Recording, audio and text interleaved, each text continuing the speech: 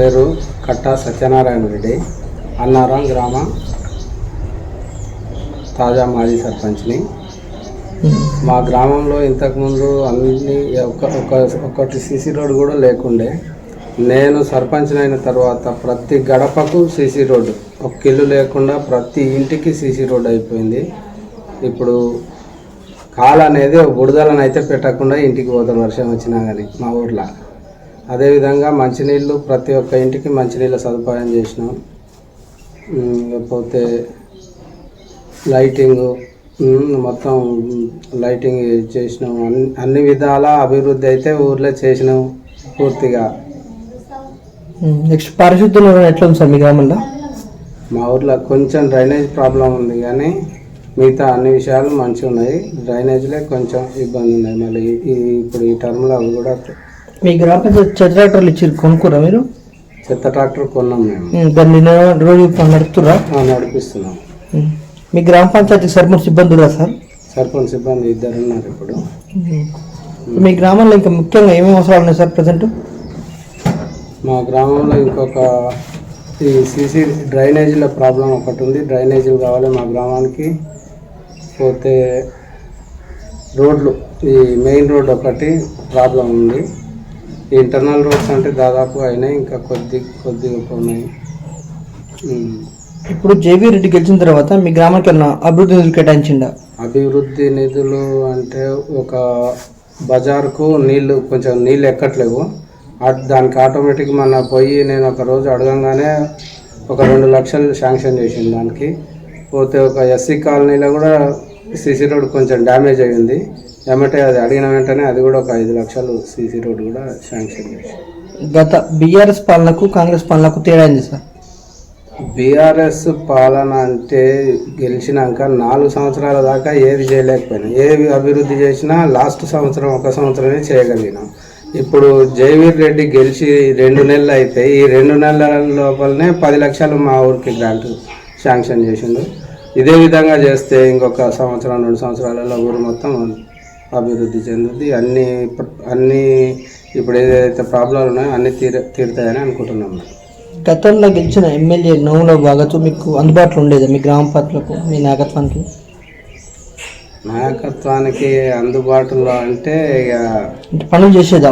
పనులు చేసేదంటే ఇప్పుడు ఆ కేసీఆర్ గారే ఏ పనులు ఇవ్వలే. మేము 5 సంవత్సరాలు సర్పంచ్గా ఉండి కూడా ఏం చేయలేకపోయినాం. ఒకళ్ళకొక రేషన్ కార్డు ఇవ్వలే, ఒక ఇల్లు ఇవ్వలే, ఎవరు ఏది అడిగినా ఇవ్వలేకపోయినాం మేము. ఇప్పుడు ఈ కాంగ్రెస్ గవర్నమెంట్ వచ్చిన 3 నెలల్లోనే ఈ రేషన్ కార్డ్స్ ఇస్తామంటున్నారు, ఇల్లు ఇస్తామంటున్నారు. ఇప్పుడు 10 సంవత్సరాల నుంచి ఏం లేకుండానే మేము ఈ పార్టీలకు రావాలనుకొని వచ్చినాం.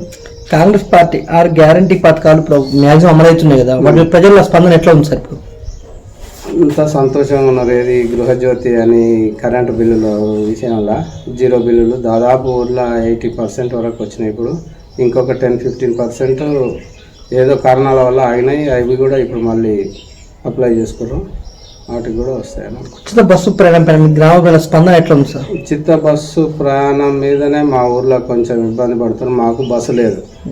బస్సు లేకపోవటంలో మనకు ఉచిత బస్సు వస్తే మటుకు ఏముందిలే అన్నట్టుగా ఉన్నారు జనాలంతా. మొన్న మీ గ్రామం నుంచి ఎంత మెజార్టీ ఇచ్చారు మీ ఎమ్మెల్యేకి? మేము మా గ్రామం నుంచి 160 ఓట్ల మెజార్టీ ఇచ్చినాం. గతంలో జానారెడ్డి గారు ఉన్నప్పుడు మీ గ్రామంలో ఇందిరమిల్లు ఎన్ని ఉండేది సార్? జానారెడ్డి గారు ఉండగా మా ఊర్లో దాదాపు 100 ఇండ్లు ఉండే ఇందిరమిల్లు.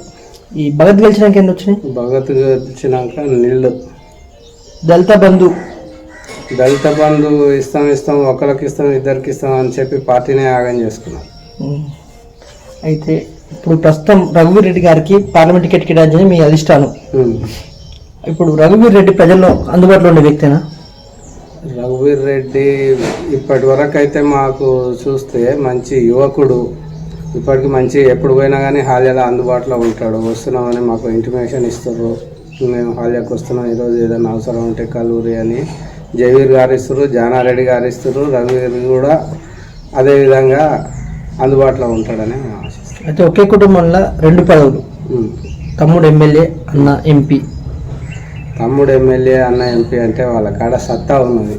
మొదటి నుంచి రాజకీయంలో తిరిగిన వాళ్ళు వాళ్ళకు మంచి సత్తా ఉంది కాబట్టి ఇస్తే తప్పే ఉండదని మేము అనుకుంటాం. ఈ రేవంత్ రెడ్డి పాలనలో ఇందిరం రాజ్యం వస్తుందంటారా?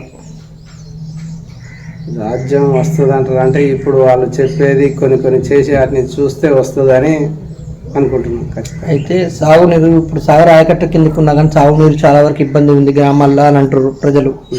మన జగదీష్ రెడ్డి కూడా కామెంట్ చేసి కాంగ్రెస్ వచ్చింది కరువు వచ్చింది అనేసి కామెంట్ చేస్తుండ్రు. దాన్ని మీరేం చెప్తారు సార్? మా ఊరికి సాగరు శ్రీశైలం అన్నిటిలో నిండా నీళ్ళు ఉన్నప్పుడే మా ఊరికి సుక్క నీళ్ళు రాలే. మేము జానారెడ్డి గారిని అదే విషయం అడిగితే మాకు వచ్చే D25 కెనాల్ ఉన్నది ఏదైతే ఉందో దాన్ని పెంచి మీ ఊరికి ఖచ్చితంగా నీళ్ళు వస్తాయని వచ్చేటట్టు చూస్తామని మాకు హామీ ఇచ్చిండు. దాని మీద నమ్మకంతో ఉన్నాం మేము. జేవీ రెడ్డి మన ఎలక్షన్ ప్రత్యేకంగా ఏమేమి హామీలు ఇచ్చింది సార్ మీ గ్రామానికి? మా గ్రామానికి ఒక లిఫ్ట్ ఇరిగేషన్ చేస్తామని అన్నారు. D25 కాలువను పెద్దగా చేసి మా ఊరికి నీళ్లు వచ్చేటట్టు చేస్తామని అన్నారు. మా ఊరికి ఎప్పుడు ఒక సుక్క నీళ్లు రావు. కాలువలు చూస్తే కాలువలు మస్తుగా ఉన్నాయి కానీ ఒక్క సుక్క నీళ్ళు అయితే వచ్చేది లేదు. ఇదైతే మాకు చెప్పేది. ప్రస్తుతం రానున్న సర్పంచ్ పార్లమెంట్ ఎలక్షన్ ఉద్దేశించి మీరు మీ గ్రామ నాయకత్వానికి మండల ప్రజలకు ఏం చెప్దాం అనుకుంటున్నారు? మీ ప్రజలకు ఏం చెప్దాం అనుకుంటున్నారు? ఇప్పుడు కాంగ్రెస్ పార్టీ చేస్తున్న అభివృద్ధి పనులను చూసి మా ఊర్లో ఇంకా ఏదో కొంతమంది అటు ఇటు ఉన్న వాళ్ళు కూడా